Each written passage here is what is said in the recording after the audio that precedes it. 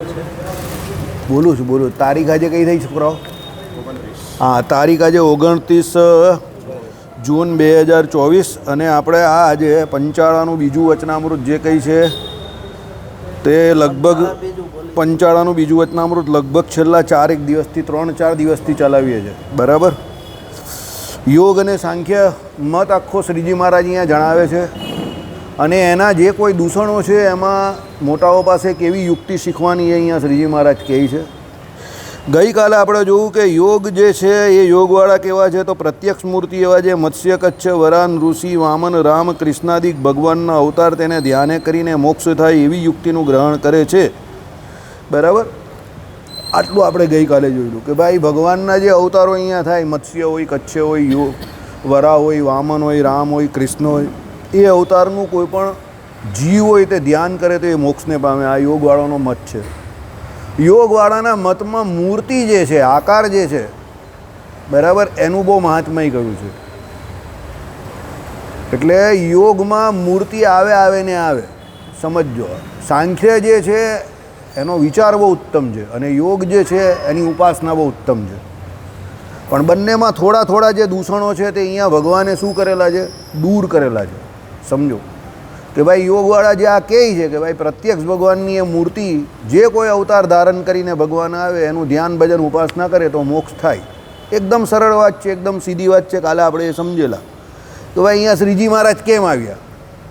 ચાલો, મને આજે આના અનુસંધાનમાં એક પ્રશ્ન મારા ઘરે થયો કે ભાઈ અહીંયા શ્રીજી મહારાજ આવેલા કેમ? ભગવાનનું અહીંયા આવવાનું સૌથી મોટું કારણ શું? What is the logic? બરાબર. તો ભાઈ શ્રીજી મહારાજ કેમ આવ્યા? તો ભગવાન શું કહે છે કે ભાઈ જીવને વિશે જે અનાદિકાળથી એને અજ્ઞાન વળગેલું છે લોયાના 18માં ભગવાને કહ્યું. કયું અજ્ઞાન? દેહાભિમાન રૂપી અજ્ઞાન. તો એ અજ્ઞાનને દૂર કરવા માટે ભગવાન અહીંયા આવે છે. એ અજ્ઞાન રૂપી કાંટો જે છે હવે એ દૂર કેવી રીતે થાય? તો ભગવાન આપણા જેવા સહજાતીય થઈને આવે. આપણે મનુષ્ય રૂપે અહીંયા આવેલા હોય તો ભગવાન મનુષ્ય રૂપે આવે તો સહજાતીય અને વિશેષ હેત હોય તો એ ભગવાન ઉપર આપણે હેત થાય અને એ ભગવાન આપણે આપણા સ્વરૂપની ઓળખાણ આપે, પોતાના સ્વરૂપની ઓળખાણ આપે, જેણે કરીને આ જીવ જે છે તે ભગવાનનું મહાત્મય જાણે અને એ ભગવાનનું ધ્યાન ભજન ઉપાસના કરે એટલે એ જીવ મોક્ષને પામે. સમજો. હવે અહીંયા ભગવાન આ પ્રમાણે જીવનું જે અજ્ઞાન તો દૂર કરે એ ભેળા બીજું તો શું કરે? તો ગીતાજીમાં કહ્યું એ પ્રમાણે યદા યદા હિ ધર્મસ્ય ગ્લાનિર્ભવતિ ભારત, એકાંતિક ધર્મનું સ્થાપન કરે. ધર્મ જે છે એ કેવો થઈ જાય? ગ્લાનિને પામે. તો ભગવાન એકાંતિક ધર્મનું સ્થાપન કરે. કાલે આપણે આ જોયેલું પણ આટલા વિસ્તારથી ન જોયેલું એટલે મને આજે પાછો વિચાર નવો આવ્યો કે ના આમાં હજુ થોડીક વાત થઈ શકે એવું છે. આમાં મૂર્તિની વાત આવી, અવતારની વાત આવી તો અવતારના મુખ્ય પ્રયોજન આપણે ખબર હોવા જોઈએ ને. તો એકાંતિક ધર્મમાં ભગવાન શું કરે? ભાઈ એકાંતિક ધર્મનું સ્થાપન તો શું કરે? વોટ ઇઝ એમાં એકાંતિક ધર્મનું સ્થાપન કેવી રીતે થાય? તો પહેલાં ધર્મનું શું? તો ધર્મની વ્યાખ્યા ભગવાને આપી કે ભાઈ વચનામૃતમાં જ મહારાજે કહ્યું કે ધર્મ હોય તે કયા શાસ્ત્રો કરીને ધર્મને જણાવાય. તો ભગવાને એના માટે શાસ્ત્રો કયા કે ભાઈ યાજ્ઞવલ્ક ઋષિની સ્મૃતિ છે, શંખલિખિત સ્મૃતિ છે, પરાશર સ્મૃતિ છે, મનુસ્મૃતિ છે. આ બધી સ્મૃતિઓમાંથી તમને તમારા ધર્મ ખબર પડે. સમજો. હવે એ ધર્મો જે કોઈ કયા છે એને વિશે આચાર છે, વ્યવહાર છે, પ્રાયશ્ચિત છે, બધા યાજ્ઞવલ્ક ઋષિની સ્મૃતિમાં કયા છે, પરાશર સ્મૃતિમાં બધાના, વાનપ્રસ્થના, સંન્યાસાશ્રમમાં બધાના તમને ધર્મો કયા છે. એટલે એ પ્રમાણે તમારો જે વર્ણ હોય, જે આશ્રમ હોય એ પ્રમાણે તમે ધર્મનું પાલન જે હોય તે કરવાનું હોય. મનુસ્મૃતિમાં જે આપણે મનુષ્યએ જે કંઈ ધર્મો કરવાના છે એટલે કર્મ કરવાના છે એ એના ધર્મરૂપે એનું વર્ણન કરેલું છે. સમજો.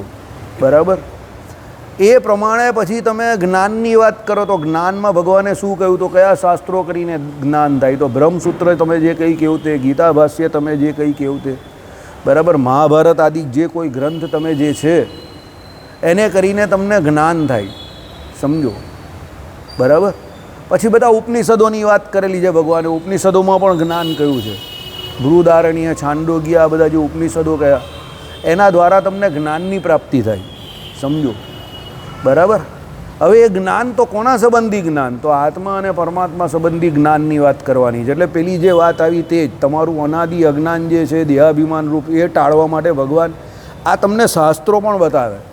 કે ભાઈ આ શાસ્ત્રો દ્વારા તમે આ તમારા જે આત્મા પરમાત્મા સંબંધી જ્ઞાન જે છે એનો પ્રચાર પ્રસાર અમે કહીએ છીએ. ભગવાન અહીંયા આવે એટલે એવું નહીં ભગવાન ફાઇનલ ઓથોરિટી છે, પણ ભગવાન પોતાની જોડે એ બધા શાસ્ત્રોના પ્રમાણ આપે, કારણ કે આ બધા શાસ્ત્રો પણ ભગવાનની જેમ અનાદિ છે. એટલે એ તમને આ બધી બૃહદારણ્ય છે, છાંદોગ્ય જે કહી છે, આ બધા ઉપનિષદો જે કહી છે તે, પછી આપણે જે ચર્ચા કરી એ પ્રમાણે જે શાસ્ત્રો જે છે એના દ્વારા તમને આત્મા પરમાત્મા સંબંધી જ્ઞાનની વાત કરાવે. એટલે જીવ પોતાના સ્વરૂપને ઓળખે, ભગવાનના સ્વરૂપને ઓળખે, માયાના સ્વરૂપને ઓળખે. હવે ઓળખવાથી શું થાય એને સમજો તો એ જીવ પોતાના સ્વરૂપને ઓળખે, માયાના સ્વરૂપને ઓળખે, ભગવાનના સ્વરૂપને ઓળખે, એટલે ભગવાનનું મહાત્મય એને ધીરે ધીરે ખબર પડે. એટલે એને સહેજે સહેજે જગત પ્રત્યે વૈરાગ્ય થાય. તો વૈરાગ્યનું સ્વરૂપ શું છે? વૈરાગ્ય કેવી રીતે થાય? તો ભગવાને વચનામૃતમાં જ એનો જવાબ આપ્યો કે ભાઈ નિત્ય પ્રલય છે, નૈમિતિક પ્રલય છે, પ્રાકૃત પ્રલય છે, આત્યાંતિક પ્રલય છે. આ બધા પ્રલયના રૂપ જાણે તો એને એમ કહે કે ધીરે ધીરે જગત પ્રત્યે વૈરાગ્ય થાય કે મારો જે જન્મ અહીંયા એટલે મારું શરીર જે આ જગતને વિશે હું અત્યારે જે એમ કહી કે મારો આ શરીરનો જે જન્મ થયો છે, જે શરીર મને પ્રાપ્ત થયું છે, એ મારું શરીર કે બીજા જે કોઈ છે અહીંયા તે બધાના શરીર કે અહીંયા જે કોઈ વસ્તુઓ છે કે વ્યક્તિઓ છે એ બધું નાશવંત છે અને કાળે કરીને બધું નાશ પામવાનું છે. રિસાયકલિંગ પ્રોસેસ આપણે જે જોઈએ એ પ્રમાણે. એટલે એને જગત પ્રત્યે કે વિષયો પ્રત્યે વૈરાગ્ય થાય અને વિષયો પ્રત્યે એને જેટલા ટકા કે જેટલો વૈરાગ્ય થાય એટલી ભગવાનને વિશે ભક્તિ થાય. સમજો કેમ? એને આત્મા સંબંધી પરમાત્મા સંબંધી જ્ઞાન જે છે તેના દ્વારા એને ભક્તિ થાય. હવે કોઈ વ્યક્તિ એવું કહેતું હોય, કોઈ એવો દાવો કરતો હોય કે ભાઈ મને પૂરેપૂરું જ્ઞાન છે, સમજો ઘણા આજકાલ બધા દાવા કરનારા લોકો બહુ હોય, દરેક જગ્યા પર બધાને એવી ઈચ્છા હોય કે દાવો કરીએ કંઈ ને કંઈ, બધા દાવા કરે. તો કોઈ એવું દાવો કરતું હોય કે ભાઈ મને જ્ઞાન છે, પૂરેપૂરું જ્ઞાન છે, તો એને 100% વૈરાગ્ય જગત પ્રત્યે હોવો જોઈએ. એટલે દાવો કરવાથી તમને જ્ઞાન છે એ સિદ્ધ નહીં થતું, એ તમારા આચરણ ઉપરથી ખબર પડે કે ભાઈ એને જગત પ્રત્યે 100% વૈરાગ્ય હોય અને ભગવાન પ્રત્યે એને પ્રીતિ હેત કે સ્નેહ તેલ ધારાવત અવિચ્છિન્ન ભગવાનમાં એને સ્મૃતિ એટલે સીધી ભગવાનમાં એની ભક્તિ હોય. અને એ ભક્તિ કેવી હોય? દેખાય ભલે નહીં, પણ એ ભક્તિ જે છે તેની તેલ ધારાવત સીધી ને સીધી એ ભગવાનને વિશે સ્મૃતિ રૂપે એ ભક્તિ એની થયા કરતી હોય. અને એ ભગવાનમાં એની જે તેલ ધારાવત અવિચ્છિન્ન સ્મૃતિ રહી છે, સમજો એ જ સૌથી મોટું પ્રમાણ છે કે એને જગત પ્રત્યે વૈરાગ્ય છે. અને આપણી નથી રહેતી એ જ સૌથી મોટું પ્રમાણ છે કે આપણે જગત પ્રત્યે વૈરાગ્ય નથી. અને આપણે જગત પ્રત્યે વૈરાગ્ય નથી અને ભક્તિ નહીં થતી એ જ સૌથી મોટું પ્રમાણ છે કે આપણે હજુ પૂરેપૂરું પોતાના સ્વરૂપનું કે પરમાત્માના સ્વરૂપનું જ્ઞાન નહીં થયું. અને જો એ જ્ઞાન નહીં થયું તો આપણા નિશ્ચયમાં પણ એટલી ઉણપ છે. તો સમવેર હાવ આપણા ધર્મ પારવામાં પણ કંઈ ને કંઈ કાચિયપ હશે. આ આખો એકાંતિક ધર્મ થયો, એ એકાંતિક ધર્મ છે એ જ એક નિશ્ચયનું ફોર્મ છે, એ જ નિશ્ચય છે. એકાંતિક ભક્તિ તમે કહેવું કે જેને ભગવાને એમ કહી કે શરણાગતિ કહી કે એને ભગવાને એમ કહી સર્વ સાધનોમાં શ્રેષ્ઠ કહ્યું કે એને ભગવાનોએ નિશ્ચય કહ્યો, એ બધા એક જ શબ્દો છે. બધા અલગ અલગ રીતે એને કોઈ જગ્યા પર કર્તરી તો કોઈ જગ્યા પર કર્મની પ્રયોગ દ્વારા એને સમજાવેલું છે. પણ એ એકાંતિક ધર્મ જે છે એના દ્વારા જ દરેક જીવનો મોક્ષ થાય છે, સમજો. અને એ એકાંતિક ધર્મના પ્રચાર પ્રસાર કરવા માટે અહીંયા ભગવાન અવતાર ધારણ કરે છે. વર્ણાશ્રમના ધર્મો તો કોઈ મોટા આચાર્ય પણ ફેલાવી શકે છે, એનો પ્રચાર પ્રસાર કરી શકે છે, પણ ભગવાન પોતે અહીંયા કેમ આવે? એકાંતિક ધર્મનું સ્થાપન કરવા. તો એ એકાંતિક ધર્મ આ પ્રમાણે છે, સમજો. હવે એ એકાંતિક ધર્મનું સ્થાપન જ્યારે ભગવાન અહીંયા મનુષ્ય રૂપે આવે ત્યારે એ ભગવાન પોતે જોડે જોડે એકાંતિક ધર્મનું સ્થાપન પણ કરે. જે કોઈ પ્રાચીન શાસ્ત્રો છે એ શાસ્ત્રો દ્વારા જે ભગવાન એકાંતિક ધર્મનું સ્થાપન કરે. પણ ઘણી વખત શું થાય કે એ શાસ્ત્રોના વચનો જે હોય એ ભગવાન પોતાની પરાવાણીથી પોતે જાતે બોલે, સમજો બરાબર. અને એ પેલો જે ભક્ત જે હોય તે પછી એના લક્ષણો એવા દેખાય. પ્રસન્ના બ્રહ્મભૂત પ્રસન્નાત્મા કરીને જે ગીતાજીમાં કહ્યું ને કે ભાઈ એ જીવ જે છે તે કાયમ માટે પ્રસન્ન થઈને બ્રહ્મભૂત એટલે દરેક જીવને વિશે પરમાત્માનું દર્શન કરે છે ને પ્રસન્ન રહી જાય અતિશય. અને એ ભગવાનનો ભક્ત જે છે તેને વિષયોમાં કોઈ રસ નથી, પણ એને ભગવાનના ભજનમાં રસ છે. એના માટે કોઈ શત્રુ નથી, એના માટે કોઈ મિત્ર નથી. સમજજો. અને આ પ્રમાણે ધીરે ધીરે ધીરે ધીરે પેલો જીવ જે હોય તે ભગવાનની મૂર્તિમાં પહેલાં એમ કહે કે ભગવાનને પૂરેપૂરા માનતો હોય, પછી ધીરે ધીરે ધીરે ધીરે એની એ મૂર્તિમાં નિષ્ઠા અને ભગવાનના શબ્દોમાં, શાસ્ત્રોના શબ્દોમાં એવી નિષ્ઠા થાય, એવો નિશ્ચય એને થાય કે જગતમાં એને સ્થાવર અને જંગમ દરેક જગ્યા પર એ પરમાત્માનું દર્શન થાય. આને બ્રહ્મ સાક્ષાત્કાર આને કહેવાય. અને એ દરેક જગ્યા પર એને કહેવા તો સ્વરૂપથી અને સ્વભાવથી એકમેવા અદ્વિતીયમ બ્રહ્મ, એકમેવા અદ્વિતીયમ એટલે ભગવાન જેવો બીજો કોઈ નથી, એ જ એને દેખાય, એ એની નિર્વિકલ્પ સ્થિતિ. અને આ દરેક હરિભક્તનું મનુષ્ય જન્મમાં ધ્યેય હોવું જોઈએ કે મને દરેક જગ્યા પર ભગવાન દેખાવા જોઈએ, ભગવાનનો સાક્ષાત્કાર થવો જોઈએ. આ આપણું ધ્યેય છે. સમજો. કારણ કે એ ધ્યેય સિદ્ધ કરવા માટે આપણે મનુષ્ય જન્મની પ્રાપ્તિ થઈ છે. બાકી બીજું જે કંઈ આપણે પ્રાપ્ત થાય છે તે પ્રારબ્ધ અને ક્રિયમાણ એ બંનેના જોઈન્ટ વેન્ચરથી થાય છે. પણ હવે એ પ્રાપ્તિ પણ કંઈ એટલી મોટી પ્રાપ્તિ હોતી નથી. સમજજો. એ બધી તમારે અહીંયા મૂકીને જવાની છે. પણ તમે જે ભગવાનનું ભજન કરો છો કે પરમાત્માને રાજી કરવા માટે જે કંઈ સાધનો કરો છો અને પછી તમારી ઉપર પરમાત્માની કૃપા, તો કૃપા કઈ? તો આ કૃપા કે ભાઈ એ પરમાત્માનો તમને સાક્ષાત્કાર થયો કે એ જીવ પ્રત્યે તમને ભગવાન જે દેખાયા, તો તમારું કામ થઈ ગયું. પછી શાંતિથી ભગવાનનું ભજન કરો. લહેર જ લહેર છે. બરાબર. એટલે એ યોગવાળા જે છે તે પ્રત્યક્ષ ભગવાનની મૂર્તિ એને આશરે ધ્યાન ભજન ઉપાસના એ કરીને મોક્ષ કહે છે. કારણ કે એમને સીધી વાત છે કે એ ભગવાનની મૂર્તિનું ધ્યાન ભજન ઉપાસના કર્યા કરે એટલે એ મૂર્તિના સહારે જીવે છે. સમજજો. એટલે એનું એ કામ થઈ જાય છે. બરાબર. હવે સાંખ્યવાળા શું કહે તે સાંભળો. જે સાંખ્યવાળા છે જે તે યતો વાચો નિવર્તનતે અપ્રાપ્ય મનસા સહ ઇત્યાદિક શ્રુતિ શાસ્ત્રે કહ્યું છે ભગવાનનું સ્વરૂપ તેને અનુભવે કરીને યથાર્થ જાણે. શું કહ્યું? અનુભવે કરીને યથાર્થ જાણે ત્યારે મોક્ષ થાય એવી યુક્તિ ગ્રહણ કરે છે. એટલે શું કહ્યું અહીંયા? આ શ્રુતિનો અર્થ જે કર્યો તે મને સહિત વાણી જે પરમાત્માને નહીં પામીને પાછી વળે છે, અર્થાત પરમાત્મા મન વાણીને અગોચર છે. સમજો. એટલે સાંખ્યનો મત શું છે તે સમજો કે ભાઈ એ પરમાત્મા એક એવું તત્વ છે કે તમે એને તમારી ઇન્દ્રિયો કે અંતઃકરણ કે મન જે છે એ અંતઃકરણમાં આવે અને ઇન્દ્રિયો એના દ્વારા પામી નહીં શકવાના. કારણ કે આ બધું માયાનું છે ને પરમાત્મા તો કેવા છે? સચ્ચિદાનંદ છે, દિવ્ય છે. તો જ્યારે તમને જીવને વિશે અનુભવ થાય, સમજો, ત્યારે જ તમારો મોક્ષ થાય એવું સાંખ્યશાસ્ત્ર કહે છે. હવે તમે બંનેને જોઈન્ટમાં લેવો તો તમને વધારે મજા આવે. યોગવાળાની જેમ આપણે ભગવાનની મૂર્તિ જે છે એનો આશરો લેવાનો, અને સાંખ્યવાળાની જેમ કે ભાઈ મન વાણીથી જે કંઈ પામી શકાય તે બધું મિથ્યા છે એમ કરીને તમારે જગતનો ત્યાગ કરો અને ભગવાનને વિશે વૃત્તિ રાખો તો સહેજે સહેજે મોક્ષ થઈ જાય. બંનેનું જોઈન્ટ વેન્ચર. સમજો. શ્રીજી મહારાજ છેલ્લે જ કહેશે, આપણે પહેલેથી સમજી લઈએ.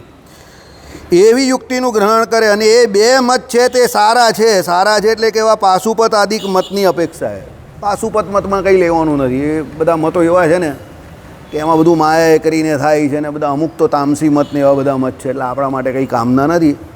અમુક જગ્યા પર એના વર્ણન કરેલા જ, પણ બહુ નાના નાના શોર્ટ એન્ડ સ્વીટ વર્ણન કરેલા જ ને જવા દીધા છે. કારણ કે એ બધા મતો જે છે તે જીવને મોક્ષ આપવા કરતાં વધારે બીજી બધી માથાકૂટમાં વધારે જોડી દે છે. એટલે એ બધા મત જવા દેવાના છે. ચલો. એટલે સારા છે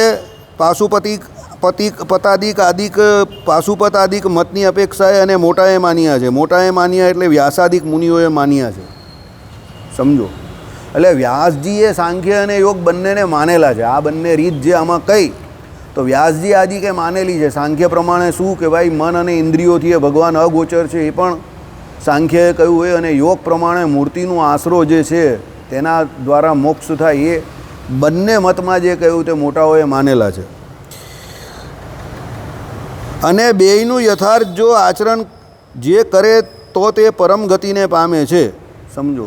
આ બંનેનું જે યથાર્થ આચરણ કરે, મૂર્તિનો સહારો લે અને ભગવાનમાં ઇન્દ્રિય અંતઃકરણને જોડી દે, એટલે પછી એમ કહે કે શું છે કે એને અનુભવમાં સીધા ભગવાને જે આવે. બરાબર. કારણ કે એ લોકો તો શું છે અનુભવે કરીને જે ભગવાનને માને એને જ મુખ્ય માને છે. હવે અનુભવ કે એમને તો થવાનો નથી ને કોઈ પણ વસ્તુનો. સાંખ્યશાસ્ત્ર શું કહે છે એને અત્યારે મૂકો કોરાણે, પણ તમારે કોઈ વસ્તુનો અનુભવ કરવો હોય તો કેવી રીતે થાય? સાહેબને દવાનો અનુભવ કરવો હતો તો કેવી રીતે થયો? તેમાં કૂદવું પડ્યું ને. હવે તમે અત્યારે સાહેબને પૂછો તો એન્સાઇક્લોપીડિયા કે ભાઈ આનું આમ થાય, આનું આમ થાય, આનું આમ થાય, આનો આમાં યુઝ, આનો એ ખબર કેવી રીતે પડી? તો એ અનુભવમાં આવ્યું કેવી રીતે? તો પહેલાં ઇન્દ્રિયોમાં આવ્યું, પછી અંતઃકરણમાં આવ્યું, પછી જીવમાં અનુભવમાં આવ્યું. એટલે હવે અત્યારે એનું યથાર્થ જ્ઞાન થઈ ગયું, ફાર્માસ્યુટિકલ ઇન્ડસ્ટ્રીનું કે ફાર્માસ્યુટિકલ પ્રોડક્ટ્સનું. એટલે પછી તમે એમને કંઈ પણ પૂછો તો તરત એનો જવાબ તમને યથાર્થ મળી જાય. પણ જો એ ઇન્દ્રિયોએ કરીને અંદર ઘૂસ્યા જ ન હતા કે અંતઃકરણે કરીને એનો પછી મનન કે નિધિધ્યાસ ન કર્યો હતો તો આવો સાક્ષાત્કાર થોડો થાય? આઈડિયા આવ્યો તમને? અનુભવ તમને ક્યારે થાય? ભાઈ આ ભાઈ હીરા બજારમાં કેટલા વર્ષોથી જો? 20 વર્ષથી. તો હવે એ ભાઈને આઈડિયા આવી જાય કે આ પેકેજ જે છે એની કિંમત કેટલી હોય. પછી કોઈ વેચનારેને એમ કહે કે ના આની આટલી, તો એને ખબર જ હોય કે આની નથી આવવાની, તો પણ એ 2-4 ઓફિસમાં ધક્કા ખાય. પણ પેલાને કહી દે આટલા નહીં આવશે, આટલા આવી શકશે. સમજો કેમ? એનો અનુભવ બોલતો હોય. હવે એનો અનુભવ થયો કેવી રીતે?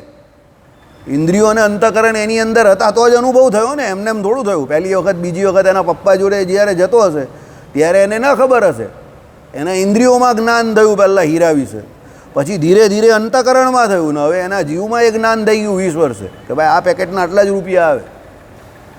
આઈડિયા આવી ગયો. એમ અનુભવ સિદ્ધ જ્ઞાન તમને થાય ક્યારે? લોયાનું 7મું વચનામૃત. પહેલાં ઇન્દ્રિયોમાં આવે, પછી અંતઃકરણમાં આવે, પછી જીવમાં એનો અનુભવ થાય ને.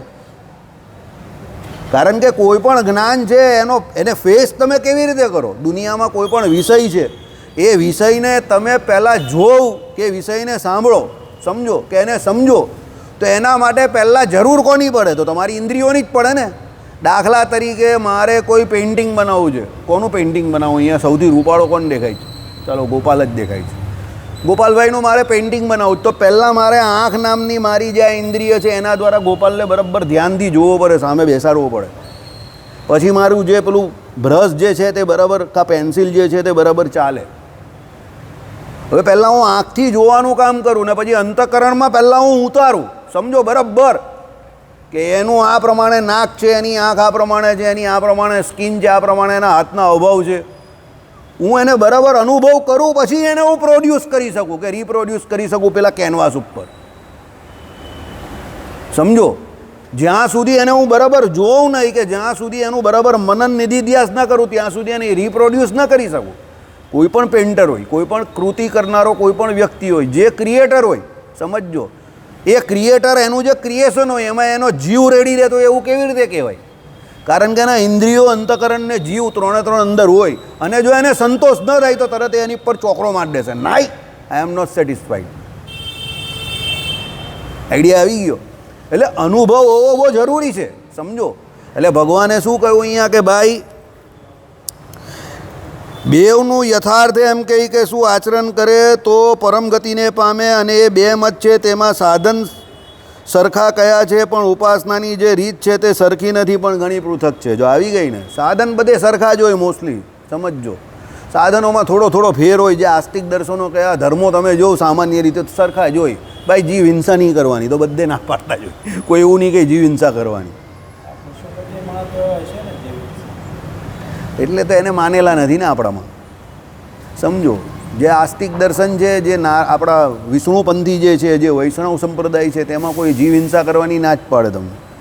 ભાઈ સત્યના માર્ગ પર ચાલવું, ભાઈ ચોરી નહીં કરવી, ભાઈ પાખંડ ધર્મનું આચરણ ન કરવું, ભાઈ વ્યભિચાર ન કરવો, દારૂ મદ્યમાંસ તે ન ખાવું. આ બધા જે કંઈ છે તે બધું પછી સાધનમાં મુખ્ય સાધન બ્રહ્મચર્ય આદિક સાધન. સાધનની વાત આવે તો નિષ્કામ વર્તમાન જે કહ્યું બ્રહ્મચર્ય આદિક સાધનોથી શરૂ થાય. સત્ય, શૌચ, દયા આદિક જે કહ્યું હોય તે પછી સમજો. તિતિક્ષા જે કંઈ કહ્યું તે. હવે આ બધા સાધનો જે હોય તે મોસ્ટલી બધા રફલી બધામાં સેમ હોય, એમ કંઈ બહુ ફરક નહીં હોય જાજો, સમજો. ફરક કા હોય? ઉપાસનાની રીતમાં ફરક હોય, બરાબર. એટલે શું કહ્યું કે ભાઈ પણ ઉપાસનાની જે રીત છે આપણી તો નહીં, હમણાં આ લોકોની સમજીએ ને, આમાં બધું આપણું કરવા હમણાં જઈએ તો ખોવાઈ જઈશું, સમજો. આ સાંખ્ય અને યોગનું પહેલાં પકડો. કેમ? ઉપાસનાની રીત સરખી નથી અને ઘણી પૃથક છે. એવી રીતે શ્રીજી મહારાજ પરમહંસ પ્રત્યે બોલ્યા છે. હવે કીર્તન ગાઓ, અને પછી મુક્તાનંદ સ્વામી આદિક જે પરમહંસ તે વાજિંદ્ર સહિત કીર્તન ગાવા લાગ્યા. કેમ કીર્તન ગાવાનું કહ્યું? તત્વજ્ઞાન ચાલતું હતું ને, ધનાધન સભા શૂન્ય થઈ જાય. એટલે ભગવાન પણ કેવા કે ભાઈ કીર્તન ગાઓ, નહીં તો પછી શું છે પ્રીતમ આન મિલો, બરાબર. પ્રીતમ આન મેલો થઈ જાય. જો અશોકભાઈને હસવું આવ્યું. બરાબર. ચાલો. હા, એટલે શું છે કે કીર્તન ગાવાનું એટલે કંઈ કે સભા શૂન્ય મારી જાય, તત્વજ્ઞાનની વાત ચાલે ને એટલે સમજો. બરાબર. કારણ કે સાંખ્યશાસ્ત્રમાં શું કહ્યું છે અને યોગશાસ્ત્રમાં મૂર્તિનું અવલંબન છે. સાંખ્યશાસ્ત્રમાં મૂર્તિનું અવલંબન નથી, એટલે ઉપાસનાની રીત તો બંનેની બદલાઈ જ જાય ને. સાંખ્યશાસ્ત્ર પ્રકૃતિ અને પુરુષ સુધી પહોંચેલું છે ને બધું પ્રકૃતિ અને પુરુષમાંથી થાય એવું કહ્યું છે. સમજો. બરાબર. આપણે તો પ્રકૃતિ ને પુરુષ એનાથી પર જે પુરુષોત્તમ નારાયણ એની વાત કરેલી છે. હવે આપણી ઉપાસનાની સાહેબે વાત કરી તો એ પ્રમાણે તો આપણે પ્રકૃતિ અને પુરુષ એનાથી પર જે પુરુષોત્તમ નારાયણ એને સદા દિવ્ય અને સાકાર જઈને જાણીને એનું ધ્યાન ભજન ઉપાસના કરવું, ભજન કરવું એ આપણી ઉપાસના છે. બરાબર. આપણી ઉપાસના આ પ્રમાણે છે. પણ યોગવાળાને મૂર્તિનો આશ્રય છે, સાંખ્યવાળાને નથી. પણ પાછું ભગવાને આગળ પેલા પ્રથમના 52માં કહ્યું એ પ્રમાણે કે સાંખ્ય કેવું કે યોગ કેવું, પેલામાં 25માં ને પેલામાં 26માં. પણ એ કેવા છે પરમાત્મા એનું નિરૂપણ બરાબર થયું નથી. તો એના માટે તમારે કોને રિફર કરવું પડે? પંચરાત્રને. સમજો કે ભાઈ પંચરાત્રની અંદર એ ભગવાનની મૂર્તિની વાત છે, ખંડ ખંડ પ્રત્યે કે ભગવાન જે ધામમાં રહેલા છે એની વાત છે, એ ભગવાનના જે કોઈ એમ કે પાર્ષદો છે એની વાત છે, ઉપાસનાની વાત છે, પૂજાની વાત છે, બધી વાત છે. બરાબર. એટલે એ બધા શું છે, બધું કોમ્પેક્ટ છે. તો બધું થોડું થોડું બધામાંથી લઈને એ પ્રમાણે જવાનું છે. સાંખ્યશાસ્ત્રનો વિચાર બહુ જોરદાર છે. જે આત્મવિચાર જે કહ્યો ને એ બહુ સરસ છે. યોગશાસ્ત્રમાં મૂર્તિની વાત કરેલી છે એ બહુ સરસ છે. પણ યોગશાસ્ત્રના વિચારમાં એટલો દમ નથી. સમજો. અને પંચરાત્રમાં જે છે તે ઉપાસના માટે બહુ જોરદાર છે. એ મૂર્તિ તો એની ઉપાસના કેવી રીતે પંચરાત્રમાં. વેદાંતની વાત કરે તો વેદાંતમાં બધા ભગવાનના સ્વરૂપની વાત છે. સર્વ કારણના કારણ તમે જે કહ્યું તે, નિર્ગુણ કેવું તે, કે ભાઈ આખા સ્વરૂપ ભગવાનનું જે કહ્યું તે, કરતા થકા અકર્તા કે કરતું અકર્તું અન્યથા કરતું, આ બધી વાત વેદાંતના વિશે કરેલી છે. જીવ પ્રત્યે ભગવાનનું જે સર્વવ્યાપકપણું જે કહ્યું તે. સમજો. એટલે બધામાં થોડું થોડું થોડું બધામાંથી ભગવાને સમજવાનું કહ્યું છે. હવે અહીંયા સભા શૂન્ય થઈ એટલે કીર્તન રાખ્યા, પછી બોલ્યા ભગવાન એ સાંખ્ય યોગ બેયનો સિદ્ધાંત તમે કીર્તન ગાયા ત્યાં સુધી અમે વિચાર્યો છે તે કંઈ સાંભળો. તે યોગવાળો છે તે આત્યંતિક પ્રલયને વિશે જે અક્ષરધામમાં, જો અક્ષરધામ એ લોકો પણ માને છે. અક્ષરધામ શબ્દ ભગવાને વાપરો છે. સમજો. શું? અક્ષરધામ શબ્દ યોગવાળા માટે શ્રીજી મહારાજે વાપરો છે. બરાબર. એટલે ભગવાન અક્ષરધામ શબ્દ બીજા માટે પણ વાપરે છે. એટલે બીજા પણ અક્ષરધામને માનનારા છે. સ્વામિનારાયણનું એકલાનું કંઈ અક્ષરધામ નથી. નવું સૌ ઘણા કહી ને કે ભાઈ સ્વામિનારાયણનું અક્ષરધામ. સ્વામિનારાયણનું થોડું અક્ષરધામ છે. અક્ષરધામ તો અનાદિ છે અને પુરાણોમાં એને અલગ અલગ નામથી એનો ઉલ્લેખ કરેલો છે. સમજો. બરાબર. એટલે અહીંયા શું કહ્યું કે ભાઈ જે યોગવાળો છે તેને આત્યંતિક પ્રલયને વિશે અક્ષરધામમાં તેજોમય એવી દિવ્ય ભગવાનની મૂર્તિ રહી છે તે ધ્યાન કરવા યોગ્ય છે. આ ઉપાસના બતાવી. પહેલાં ધ્યાન કરવાનું કહ્યું ને ભગવાનની મૂર્તિનું. તે ભગવાનની મૂર્તિ આવે કાથી? તો ભગવાનની મૂર્તિ કાથી આવે? અક્ષરધામનું મધ્ય. કયું વચનામૃત? મધ્યનું 13મું. કે ભાઈ અક્ષરધામમાંથી જ બધી અવતાર મૂર્તિ લઈ અને પાછા અક્ષરધામને વિશે ભગવાન જાય. અને ભગવાનની અંતર્ધાન લીલા અને અહીંયા આવવાની લીલા એ તો કેવી છે? દિવ્ય છે. એ તો ભગવાન ધારે સંકલ્પ કરે તો માતાના ગર્ભમાંથી પણ આવે, જેમ બીજા આવતા હોય એ પ્રમાણે. અને નહીં તો પછી ભગવાન ગમે ત્યાંથી પ્રગટ થઈ આવે. એ શ્રી હરિ અવતાર તો સીધા આવી ગયા ગજેન્દ્ર મોક્ષ માટે. નૃષિ અવતાર તો થાંભલો ફાડીને આવી ગયા. સમજો. એટલે ભગવાનને આવવાનો કોઈ ક્રમ નથી. એ ક્રમે કરીને પણ આવે કે ક્રમ વગર પણ આવે, પણ ભગવાન એટલે ભગવાન છે. સમજો. એને કોઈ ક્રમ બાધિત નથી કરતો. કારણ કે ક્રમ બનાવનાર કોણ છે? તો ભગવાન છે. તો એ ક્રમ પ્રમાણે આવવું કે ક્રમ વગર આવવું એ ભગવાન જાતે નક્કી કરે. મધ્યના 31માં પણ કદાચ ભગવાને કહ્યું છે આ પ્રમાણે. સમજો કે ભાઈ એ ક્રમ પ્રમાણે આવે કે ક્રમ વગર આવે એ તો ભગવાન જાતે નક્કી કરે, પણ આવે ભગવાન જ છે. આવું બાજુ ભગવાને કહી દીધું. બરાબર. એટલે શું કહ્યું અહીંયા? એ પાછો ફરીથી વાંચવાનો જ છું. જે યોગવાલો છે તેને આત્યંતિક પ્રલયને વિશે જે અક્ષરધામમાં તેજોમય એવી દિવ્યરૂપ ભગવાનની મૂર્તિ રહી છે તે ધ્યાન કરવા યોગ્ય છે. અને તેથી ઓરા પ્રકૃતિ પુરુષ રૂપ ભગવાન ધ્યાન કરવા યોગ્ય છે. હવે જો સમજો, તેથી ઓરા જે લખ્યું એટલે શું છે? કેમ કે તેમાં ભગવાન પુરુષોત્તમનો અન્વય છે.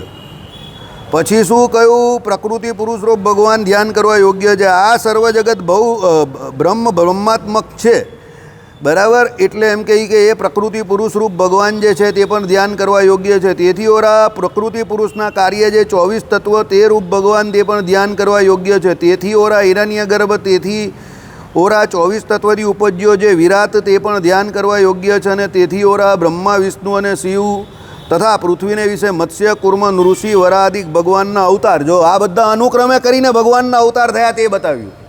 સમજો, આમ લાઈનમાં અનુક્રમમાં આવે ને તે બતાવેલું છે, બરાબર. એ શું કહ્યું કે બધા ધ્યાન કરવા યોગ્ય છે. તથા શાલિગ્રામ આદિક જે પ્રતિમાઓ એ સર્વે ધ્યાન કરવા યોગ્ય છે, એવું યોગવાળાનું તાત્પર્ય જાણવું. એટલે મેં તમને શું કહ્યું? યોગવાળા મૂર્તિ ભગવાનને મુખ્ય માને છે. ભાઈ ભગવાન ધ્યાન કરવા યોગ્ય એમ. પછી એ ભગવાન જે રૂપે આવો હોય તે રૂપે. હવે એ જે રૂપે છે એમાં ભગવાન વિવેક શીખવાડશે કે ભાઈ પેલા પ્રકૃતિ પુરુષ રૂપે કેમ કયા, કે ભાઈ પ્રકૃતિ પુરુષથી ઓરા જે વિરાટ પુરુષ કે હિરણ્ય ગર્ભ કે વિરાટ, કે પછી બ્રહ્મા વિષ્ણુ અને મહેશ તે કેમ. તો એમાં ભગવાન અંતર્યામી પણ રહેલા. એટલે મહારાજે એક જગ્યા પર વચનામૃતમાં નહીં કહ્યું કે ભાઈ અહીંયા મુક્તાનંદ સ્વામી અને બ્રહ્માનંદ સ્વામી બેઠેલા છે, તો એ મુક્તાનંદ સ્વામી જેવા સંત ભગવાનને લઈને એને પણ ભગવાન કહી શકાય, પણ ભગવાનને લઈને એકલા નહીં. એમ આ જે કહ્યું અહીંયા ભગવાને કે ભાઈ પ્રકૃતિ પુરુષ તે ઓરા, કે પછી એ ઓરા જે પ્રકૃતિ પુરુષના કાર્ય જે 24 તત્વ, કે પછી તેથી ઓરા જે વિરાટ પુરુષ. સમજો, એટલે એ છે ને આ તમને અહીંયા જે સૃષ્ટિ પ્રકરણમાં જે ભગવાનની જે એક વાત કરેલી છે ને એની વાત છે કે ભાઈ ભગવાન જે છે તો આખું સૃષ્ટિ પ્રકરણ કેવું થાય? તો પહેલાં પૂરો મૂળ પુરુષ, પછી મૂળ પુરુષની અંદર ભગવાન પ્રવેશ કરે. હવે એ ભગવાન જે પ્રવેશ કર્યો ત્યારે એટલે એ મૂળ પુરુષ રૂપે નહીં વર્તતો, યાદ રાખજો. કારણ કે મૂળ પુરુષ સૃષ્ટિ નહીં કરી શકવાનો, એટલે ત્યારે એ ભગવાન રૂપે વર્તે છે, એટલે એ ભગવાનનો અવતાર કહેવાય. આ તમારી અન્ડરસ્ટેન્ડિંગ માટે છે. This is for your understanding. એ જગ્યા પર મૂળ પુરુષ નહીં રહેતો. દાખલા તરીકે પરશુરામ તે હતા કોણ? ઓરિજિનલી શું હતા એ? હા, બ્રાહ્મણને જીવ હતા ને ઓરિજિનલી તો, પણ ભગવાનનો પ્રવેશ હતો તે શું કહેવાય? પરશુરામ ભગવાન અવતાર કહેવાય. એમ સૃષ્ટિ કરવા માટે ભગવાને મૂળ પુરુષમાં પ્રવેશ કર્યો. મૂળ પુરુષ દ્વારા ભગવાને કોની અંદર ધારણ કરાવ્યું? મૂળ માયાની અંદર એ ભગવાને પોતાનું તેજ જઈ ધારણ કરાવ્યું. એટલે પોતાનો સંકલ્પ, બધું સંકલ્પાત્મક છે, પણ એમાં ભગવાન પોતે સ્વિચ ઓવર થાય છે, સમજજો. પછી અનંત કોટી પ્રકૃતિ પુરુષ તમે કહો કે અનંત કોટી પ્રધાન પુરુષ તમે કહો કે ભાઈ મહતત્વ કેવું કે અહંકાર કેવું કે 24 તત્વનો આખો વિરાટ પુરુષનો વિરાટ નારાયણનો દેહ કેવું. તો આ દરેક જગ્યા પર ભગવાન સંકલ્પે કરીને કન્વર્ઝન જે થાય છે એકમાંથી બીજામાં રૂપાંતર, ને પેલું જે એ જે રૂપ છે તે એમનું એમ રહી છે, અને પેલું જે રૂપાંતરણ થાય છે તો એ બધું ભગવાનની ઈચ્છાથી થાય છે, ભગવાનના સંકલ્પથી થાય છે. આ લોકો છે ને આ પકડી અને પછી કૃષ્ણ ભગવાન એમ કે આ પ્રકૃતિ પુરુષના અવતાર. એ તો આ તો ભાગવતજીની વાત છે આખી. એ લોકોને તત્વજ્ઞાનમાં ન સમજ પડે એની વાત નહીં કરવાની. સમજો, આઈડિયા આવ્યો તમને? આમાં જે લોજિક સમજો. બહુ બ્રહ્માત્મક છે એટલે શું? ભગવાનનો અંદર પ્રવેશ છે. એટલે એક બહુ સિમ્પલ વાત છે, આપણે બહુ સિમ્પલ વાત સમજીએ. ચાલો, ભગવાન વગર સૃષ્ટિ શક્ય છે? નથી શક્ય. બહુ સિમ્પલ વાત છે. અરે આ દુનિયામાં પુરુષ અને સ્ત્રી બંને જોડે રહે તો પણ જેની ઉપર ભગવત કૃપા નહીં થતી એવા ઘણા બધા કુટુંબમાં ઘણા બધા ફેમિલી છે કે જેને બિચારાને દીકરા દીકરી નહીં થતા. છેલ્લે પ્રકાશ ભટ્ટ સાહેબ જેવા કે નાટકની મેડમ જેવા પણ ના પાડી દે કે ભાઈ હવે અમે કંઈ નહીં કરી શકીએ, સોરી. પ્રકાશ ભટ્ટ સૌથી છેલ્લે ના પાડે. નાટકની મેડમ તો હમણાં આવ્યા. અને સુરતના જેટલા પણ ગાયનેકોલોજીસ્ટ હતા, આ ઇન્ક્લુડિંગ તમારા અહીંયાના આપણા ઉનાપાની રોડના જેટલા મોટા મોટા કહેવાય જેટલી બહેનો, એ બધા છેલ્લે HRT યુઝ કરે અને એને જ ફોન કરે પ્રકાશભાઈને કે સાહેબ આ કેસમાં આવું છે પ્રકાશભાઈ, પણ કંઈ રિઝલ્ટ નહીં મળતું, તમે કંઈ એડિશન કરી શકો? તો એ કહે કે અમને પહેલેથી શરૂઆતથી શરૂ કરો. આખી ફાઇલ બોલે, અડધો કલાક સુધી ફોન ચાલે. પ્રકાશભાઈ કહે હવે ભગવાન પર છોડી દેવું બેન, આપણે જે કરવાનું હતું તે કરી નાખ્યું. હા, મારી સામે મેં જોયેલું વસ્તુ છે, બરાબર. હોર્મોનલ હવે નહીં કરતા હશે. યાદ તો ખરા ને? હયા જ છે એમની બધી સ્ટોરી બહુ એ થઈ ગઈ. એટલે છોકરો અમેરિકા ચાલ્યો ગયો ને પછી ના આવ્યો ને એટલે એમને જરા વૈરાગ્ય થઈ ગયો એમને ને આશાબેનને બેઉને. કહેવાનો મતલબ શું છે સમજો. ટેલેન્ટેડ હવે જેમણે એમનું ટેલેન્ટ જોયું હોય સાહેબે જોયેલું છે એટલે હું વાત કરી શકું. અમે જોયું છે માણસનું ટેલેન્ટ અને એમનું ધૈર્ય પણ જોયું છે સમજો. પણ પુરુષ કે જીવ એનું ધૈર્ય કે ટેલેન્ટ છેલ્લે શું ભગવાનના આધીન. આપણે એવા ઘણા કામ હોય કે જે વર્ષોથી કરવા મથતા હોઈએ, કેટલી કોશિશ કરીએ, કેટલા પ્રયત્નો કરીએ પણ નથી થતા સમજો. કેમ નહીં થતા? કેમ નહીં થતા ભાઈ? સર્વ જગત ભવ બ્રહ્મા ભગવાન ભવ બ્રહ્માત્મક છે. પરમાત્માની ઈચ્છા વગર કંઈ નહીં થતું.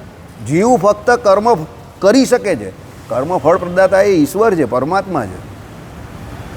એટલે પુરુષ અને સ્ત્રી અહીંયા રહે એ જ સંતતિનું કારણ નથી. એ બુદ્ધિ વગરના લોકો પેલા જે છે ને દેહાભિમાની લોકો એ એની બુદ્ધિ છે કે ભાઈ સૃષ્ટિ તો પુરુષને સ્ત્રી જોડે રહે એટલે થઈ જાય. અરે હોય ગાંડા, એવું નથી. એવું હોય તો બધાને જ છોકરા થવા જોઈએ કે બધાને જ છોકરી થવી જોઈએ. વોટ્સો એવર ઇટ મે બી. છોકરો કે છોકરી એ અહીંયા આપણો પ્રશ્ન નથી. પણ સંતતિ નહીં થતી ઘણા લોકોને. લાખો કરોડો રૂપિયા આપવા તૈયાર હોય છે તો પણ નહીં થતી. કેમ નહીં થતી?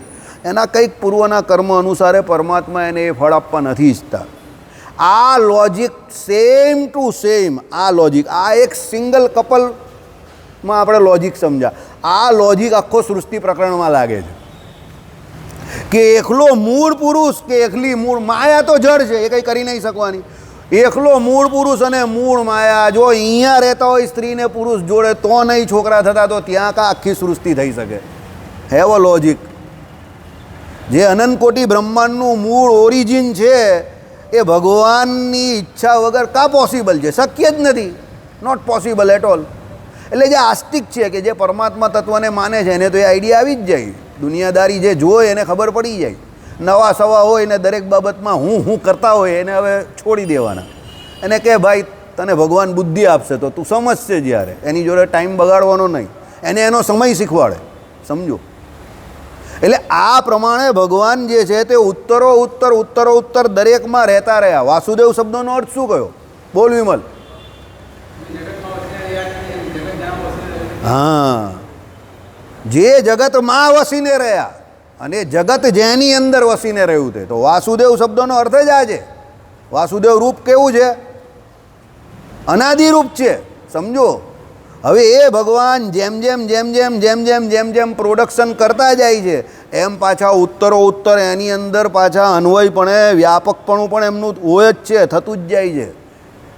એટલે તો કયું અભિન્નો નિમિત્તો ઉપાદાન કારણે ભગવાન છે. એટલે મૂળ કારણ જે ઓરિજિનલ તે ભગવાન જ છે. એટલે તો ભગવાન કોઈ કંઈ જીવ બહુ માથાકૂટ કરતો હોય, બહુ ઉછળકૂટ કરતો હોય તો ભગવાન હસ્યા કરે શાંતિથી બેઠા બેઠા. ભગવાન કંઈ મારા બનાવેલા મને બનાવવા આવે એવા છે. તમે સમજો. ભગવાનનું મહાત્મય જાણતો હોય તેને આ બધી માથાકૂટ હોય? ભગવાન હસ્યા કરે તો એમને એમ થોડા હશે. કારણ કે ભગવાનનું મહાત્મય તમે સમજો તો આપણી જે આ દાદાગીરી છે કે આપણે જે આમ ઊંસાતુસી કરવા જઈએ તો એ આપણે કંઈ એમ થાય કે ભાઈ તું શાંતિથી બેસી રહે નહીં ભાઈ, કંઈ કરવાની જરૂર નથી. બહુ મોટું તત્વ છે સમજો. એટલે ઉત્તર એ ભગવાનનું અન્વયપણું એ બધામાં કહ્યું. ને એવું નહીં કે સજીવ વસ્તુમાં કે જે કોઈ તમને દેખાય એવી વસ્તુમાં છે કે ભાઈ જે હલનચલન કરી શકે એવી વસ્તુમાં. આ જળમાં પણ ભગવાન રહેલા જ છે અને એટલા જ રહેલા જ જેટલા આપણામાં રહેલા છે. ભગવાનમાં કોઈ તારતમ્યતા નથી. પાત્રમાં તારતમ્યતા છે એટલે એ પ્રમાણે પ્રકાશે છે. જો બાકી ભગવાન જળમાં ન રહ્યા હોય તો થાંભલો ફાડીને આવે નહીં.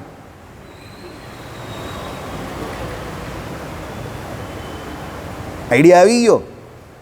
જળ જે આ ભગવાનની પ્રકૃતિ કઈ એમાં ભગવાન નથી તમે એવું માની લો. ચાલો તો પછી પેલા પ્રહલાદજીને બચાવવા માટે ભગવાન થાંભલો ફાડીને આવે નહીં. પેલા ગદા મારવાની કોશિશ કરીને ગદા મારી કે આની અંદર છે, ધડામ દઈને જે બહાર આવ્યા તે ભગવાન શું કહે કે જળ એવા થાંભલાની અંદર પણ હું રહેલો છું. એ પણ મારું શરીર છે વિશિષ્ટાદ્વૈત વેદાંત, અને એમાં હું એટલો જ રહેલો છું જેટલો દરેક ચેતનોમાં રહેલો છું. ગીતાજીમાં ભગવાને કહ્યું ને કે ભાઈ ચેતન અને જળ એ બંને મારી પ્રકૃતિ છે. મારી ચેતન પ્રકૃતિ દ્વારા મારી જળ પ્રકૃતિને હું ધારીને રહેલો છું. અને વસ્તુતા એ મારી ચેતન પ્રકૃતિ અને મારી જળ પ્રકૃતિ એ બંને કરતાં હું કેવો છું? ન્યારો છું, જુદો છું. એટલે જુદા પણ છે અને સાથે પણ રહેલા છે. આ કામ કોણ કરી શકે? ફક્ત ને ફક્ત ભગવાન જ કરી શકે. એટલે આપણા જેવા નથી તો પણ આપણી સાથે છે. આપણા જેવા નથી જરા પણ, સમજો, બહુ મોટા છે પણ આપણી સાથે તો છે જ. I am with you. કોને કહ્યું ભગવાને આવું? અર્જુનજીને. I will not fight for you. કોને કહ્યું ભગવાને? અર્જુનજીને. But I am with you. પણ લડવાનું કોણે છે? તારે. This is your battle. આ તારું યુદ્ધ છે અને કોણે લડવાનું છે? તારે લડવાનું છે. એમ જીવે આ બધી સંસારની લડાઈ પોતે લડવાની છે. પણ ભગવાન શું કહે છે? હું તારી જોડે છું. અંદર રહેલા જ છે આપણી સાથે, સમજો. એટલે એ પ્રમાણે એ ભગવાન દરેક જગ્યા પર રહેલા છે. આમાં જે કહ્યું એ પ્રમાણે. એટલે શું કહ્યું? શાલિગ્રામ આદિક પ્રતિમાઓ એ સર્વે ધ્યાન કરવા યોગ્ય છે એવું યોગવાળાનું તાત્પર્ય જણાવ્યું. હવે સમજો, આપણે થોડાક આગળ જઈએ. અહીંયા જે યોગવાળાની વાત કરીને પહેલાં વાત શું કરી? અક્ષરધામ, બરાબર? તો અક્ષરધામમાં ભગવાનનું કયું રૂપ છે? આવી ગયું. એટલે પરરૂપની વાત થઈ ગઈ. એનાથી પરથી તમે આગળ જાઓ. ધરાધર તો સૃષ્ટિ શરૂ થઈ. તો સૃષ્ટિ શરૂ થાય તો કયા રૂપની જરૂર પડે? બોલો વિમલભાઈ. હે? વ્યૂની જરૂર પડે.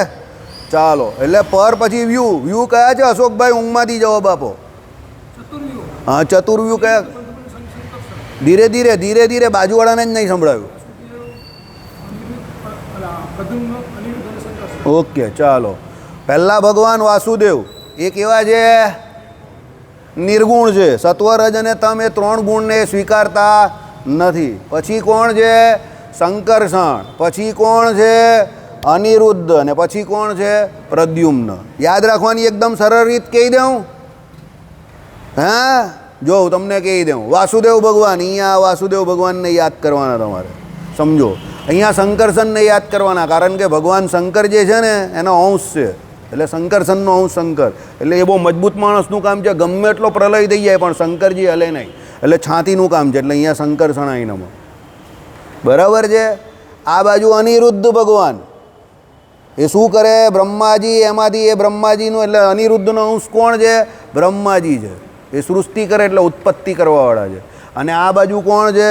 પ્રદ્યુમ્નજી. એ કોનો અંશ છે? એટલે પ્રદ્યુમ્ન શું કરે છે કામ? સ્થિતિનું કામ કરે છે. તો સ્થિતિનું કામ કરવા માટે કોઈ આડો તેરો ચાલે તો તમને જમણા હાથની જરૂર પડે. રક્ષક, ડિફેન્સ મિકેનિઝમ. તો જમણો હાથ જોઈએ ને. ગદા બધા ફેરવે ને ભગવાન. આઈડિયા આવ્યો તમને? સમજો. એટલે આ યાદ રાખવાની સીધી રીત છે, બરાબર? ચાલો, આ શું આવ્યું? સૃષ્ટિ થઈ ગઈ એ પછીની વાત. હવે પછી એના પછી ભગવાને જે અવતાર ધારણ કર્યા એ બધા યોગવાળાએ કયા? તો કેશવાદિક 24 અવતાર. તો એ કેમાં આવે? કયું રૂપ આવે? વિભવ આવે, બરાબર છે. હવે એ જ ભગવાન પાછા જે માં બનતું ગયું એ બધામાં અંતર્યામી પણ રહ્યા ને. અંતર્યામી પણ એ પણ આવી ગયું આમાં. અને પછી છેલ્લે કહ્યું શાલિગ્રામ આદિક ભગવાનની પ્રતિમાઓ. એટલે પ્રતિમાઓ એટલે શું કહ્યું? કયું રૂપ થયું ભગવાનનું? અર્ચા. એટલે યોગવાળાએ પંચરાત્રમાં જે 5 રૂપની વાત કરી તે બધા 5 રૂપની અહીંયા વાત કરી દીધી. આઈડિયા આવી ગયો? આ આપણી સમજણ માટે છે. યોગવાળાને નહીં કહેતા આવું. એ તો યોગવાળા કે ભાઈ અમે કંઈ એવું નહીં સમજતા. આ આપણા માટે છે. ધીસ ઇઝ ફોર અસ, સમજો. આપણે તો કેવું છે? બધું મિક્સ ચલાવવાનું. શ્રીજી મહારાજ ચલાવે એ પ્રમાણે, બરાબર? કારણ કે શ્રીજી મહારાજને આપણે અહીંયા કેમ બેઠા છે? Why we assemble here. આપણે અહીંયા કેમ? આપણી સમજણ જે છે એને રોજબરોજ સુધારવા બેઠા છે. હવે યોગવાળા જે કહેતા હોય તે, પણ આપણે આ પ્રમાણે સમજીએ તો બહુ ઇઝી પડી જાય તમને. આખો અનુક્રમ થઈ ગયો સૃષ્ટિ પ્રકરણનો. તો પછી સાહેબ જે એ કહેવું એ પ્રમાણે કે પેલા બંડિયાઓ જે લોચા લબાચા મારે છે ને એ લોચા લબાચા થાય નહીં. કેમ? તમને હું જ પડે કે ભાઈ આ 5 રૂપ જે છે તે કોના છે? ભગવાન પુરુષોત્તમ નારાયણના છે. અને 5 રૂપમાં જરા પણ ફરક નથી. અણુ સરખો પણ ફરક નથી. જે ભગવાન અક્ષરધામમાં રહ્યા એ જ ભગવાન તમારી સામે ઘનશ્યામ મહારાજ રૂપે કે નારાયણ મુનિદેવ કે હરિકૃષ્ણ મહારાજ રૂપે રહ્યા છે. અને એ જ ભગવાન તમારી અંદર અંતર્યામી પણ રહેલા છે. અને એ જ ભગવાન અહીંયા મનુષ્ય રૂપે આવે છે ત્યારે એ જ ભગવાન આવે છે. અક્ષરધામના જ ભગવાન છે.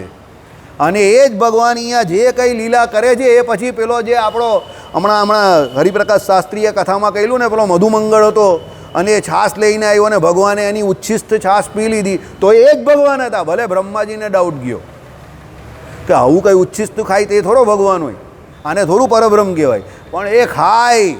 પછી એ જ ભગવાન આપણા જુનાગઢમાં શું કરતા હતા? જાહેરમાં કાનુડે કાંકરી મારીની આપણે ખાધી કેવું તમે.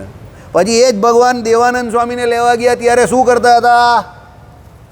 કોનીને રેગાડે કરીને એટલે જીભના રેગાડા, જીભથી દૂધના રેગાડા ચાટતા હતા ને કોણીએ મારીને, તો એ ભગવાન કરતા હતા ને. પછી તમે કહો કે આને કેમ ભગવાન કહે? અરે ભાઈ એ ભગવાન છે, સમજો. એને ઓળખવા એટલે જ તો એ છે. શૂર્પણખા અને સબરી બંનેમાં ફરક શું? બંને રામને ચાહતી હતી, બરાબર. ભલે પેલો ગાયનવાલો કે એક રાધા એક મીરા, પણ આપણે કહીએ એક સબરી એક શૂર્પણખા. દોનો કી પ્રીત દેખો, બંનેને રામ જોઈતા હતા. ખોટું તો કંઈ હતું જ નહીં, ટેકનિકલી કંઈ ખોટું નથી.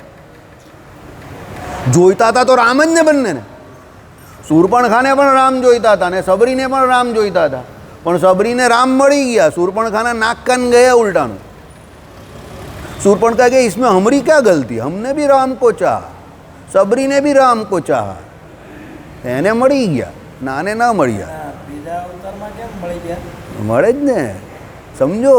શૂર્પણખાને મળી ગયા નહીં ત્યારે ન મળ્યા, અને પહેલાં મળી ગયા સબરીને. કેમ? સબરીને સત્સંગ હતો કોનો? એમના ગુરુનો, માતંગ ઋષિનો. કેટલા વર્ષ સુધી? 10,000 વર્ષ સુધી એને રામ નામનો જપ કરેલો કે ભાઈ રામ નામના પરબ્રહ્મ પુરુષોત્તમ નારાયણ તારી ઝૂંપડીએ આવશે સામેથી, એટલે એના નામનું એ ભજન કરતા હતા. એટલે એ સબરીને એની શું હતી? ઓળખાણ હતી, એનો નિશ્ચય હતો કે જે આવનાર છે તે કોણ છે? ભગવાન છે, પુરુષોત્તમ નારાયણ છે, એ રામ છે, સમજો. અને શૂર્પણખાને શું હતું? એ ભગવાનનું રૂપ જોઈને મોહી પડેલી, એને જ્ઞાન નહીં હતું, બરાબર. અને ઘણા લોકો એવું કહે છે, ગર્ગ સંહિતામાં એવું કહે છે, ભાઈ મેં નથી વાંચ્યું પણ એવું કહે છે, એ જ શૂર્પણખા પાછી કુબ્જા બનીને આવેલી. કુબ્જા બનીને આવેલી, કામ ભાવે મળેલી ને. એટલે એણે શું કર્યું? કુબ્જા બનીને આવી અને ભગવાન પાસે એણે દેહનું સુખ માંગ્યું. કેમ? એ શૂર્પણખા બનેલી ત્યારે રામને પરબ્રહ્મ તત્વ તરીકે નહીં, પણ પેલો રામનું બોડી એને ઈચ્છતી હતી. પણ એ જે સંકલ્પ કરેલો તો ભગવાને પૂરો કર્યો કુબ્જા રૂપે. પછી એને ભજન કર્યું, તપ કર્યું, અને પછી એને પણ એવું એટલે એ શૂર્પણખા થઈ. પછી રાવણને એનું આખું ફેમિલી પૂરું થઈ ગયું. પછી એને તો એ જોઈતા જ હતા, એ રામ ભગવાન. એણે બ્રહ્માજીને એને બધાને કહ્યું કે મારે તો એ ભગવાન જોઈએ છે. તો પછી બધા એને વરદાન આપ્યું કે તને મળશે નારાયણ, પર તારે તપ કરવું પડશે. તો એણે તપ કર્યું પછી, અને પછી એને કુબ્જામાં બીજા રૂપે, એટલે બીજા અવતારમાં મળ્યા ભગવાન. એટલે એની જેવી ઈચ્છા હતી એવું જ. એટલે તમે જેવી ઈચ્છા રાખો એવું થાય. આઈડિયા આવ્યો? આપણે જેવી ઈચ્છા રાખીએ એવી રીતે આપણે ભગવાન મળે. આપણે એવી ઈચ્છા રાખીએ કે ભાઈ મારે અતિશય નિર્મળ થઈને ભગવાનના ગુણ, કથા, વાર્તા, કીર્તન કરવું છે, ભજન કરવું છે, ભગવાનની સેવામાં રહેવું છે. હા, ભગવાનને, ભગવાનના ભક્તોને રાજી રાખવા છે, મોજાઈ મોજા, આનંદ, જ્ઞાન અને આનંદની એક સ્થિતિમાં રહેવું છે, અને ભગવાન જોડે મોજ કરવી છે. તો તમે એ સ્થિતિમાં આવો. પછી તમારી ઘણી બધી ઈચ્છાઓ જે કંઈ હોય તે, એમાં મારે કંઈ જવું નથી. તમારી જે ઈચ્છા હોય તે પૂરી થાય. જો હવે શૂર્પણખા જેવીની થતી હોય તો પછી તમે શું છું? કાળાંતરે, આ શબ્દ શાસ્ત્રમાં લખેલો છે, કાળાંતરે થાય. કેમ? તમે જેને લાયક થાવ એ જ તમને મળે, સમજો. એટલે તમે ઈચ્છા રાખો, પછી ભગવાન તમને એને લાયક બનાવે, અને પછી તમને ધીરે ધીરે ધીરે જે કંઈ ઈચ્છા હોય એ પ્રમાણે મળે. આ નિશ્ચય છે. પણ ભગવાન છે ને, મેં કિસી કા ઉધાર નહીં રખતા, જો ભી લેતા હું सूद समेत वापिस करता हूँ, ये अपने धंधे का उसूल है. બરાબર? આ ભગવાનના ધંધાનો ઉસૂલ છે. એટલે ગીતાજીમાં ભગવાને શું કહ્યું અર્જુનજીને? મારા ને તારા ઘણા બધા અવતારને જન્મ થઈ ગયા છે, પરંતુ તને તારા જન્મો યાદ નથી, પણ મને મારા અવતાર યાદ છે. એટલે એ જ ભગવાન. અરે તો એને કહ્યું જ ને, તારા ને મારા બેવના ઘણા બધા થઈ ગયા, સમજો. એટલે હા, તો ભગવાનને તો યાદ જ હોય ને, આપણા પણ સમજો તો જ તો એ કર્મ ફળ પ્રદાતા છે. કેવી રીતે કર્મનું ફળ આવે? આટલા મોટા સુરતની અંદર કોઈ બે વ્યક્તિને ત્યાં તમારા બેનો જન્મ થાય અને આખી દુનિયા લોકો અત્યારે વિષય પાછળ દોડતી હોય ને તમે બંને એને ત્યાં જન્મ થયો, સત્સંગમાં આવી ગયા, સભામાં આવી ગયા અને પછી અહીંયા આવીને શાંતિથી બેઠેલા હોવ તો એ ભગવાનને તમારો પૂર્વનો કંઈક ને કંઈક જન્મનું ખબર હોય તો જ તમને મોકલે ને. બરાબર? આટલા મોટા સુરતની અંદર આ સેવા કરવાવાળા આટલા બધા હરિભક્તોને આજે એની યાદ આવી કોઈને ને એને મથોને ભજીયા ખવડાવે તો એમને એમ તો છે બહોત બઢિયા, બહોત બઢિયા, બહોત બઢિયા, બહોત બઢિયા. બરાબર? એમને એમ થોડું શક્ય થાય. સમજો. એટલે ભગવાન શું છે? સર્વકર્મ ફળ પ્રદાતા છે. એક સાથે એક કાળા વિચિન્ન અનંત કોટી બ્રહ્માંડની અંદર રહેલા અનંત કોટી જીવોને એના કર્મનું ફળ આપવા માટે સક્ષમ છે. કેવી રીતે? હથેળીમાં જેમ કોઈ તંદુરસ્ત પુરુષ જળનું બિંદુ ધારી રાખે એવી રીતે આમ તંદુરસ્ત પુરુષ તેમ લખેલું છે. તંદુરસ્ત પુરુષ એટલે ખબર ને પેલો ઢીલો પોચો નહીં, અબ્બે ખુડ બુડાવો એવો નહીં, આમ પેલો હાથ પેલા એના શિવરિંગ થતા એવો નહીં, આમ મજબૂત તંદુરસ્ત પુરુષ એમ. ને આમ જળનું બિંદુ ધારીને કેવી રીતે રહીને આમ એમ જોતો હોય ને અને એ આમ ફટાક દઈને આમ કરે એટલે જળનું બિંદુ નીચે એમ ભગવાન આપણે બધાને આમ ધારીને રહેલા છે. પછી આમ કહે કે અભી ઇસકા ટિકિટ કેન્સલ, એટલે ટિકિટ કેન્સલ થઈ જાય. સમજી ગયા? આ નિશ્ચય છે. મજા આવી ગઈ ને? ચાલો તમે તો મફતમાં મજા કરો. શ્રીપતિમ શ્રીધરમ સર્વધિ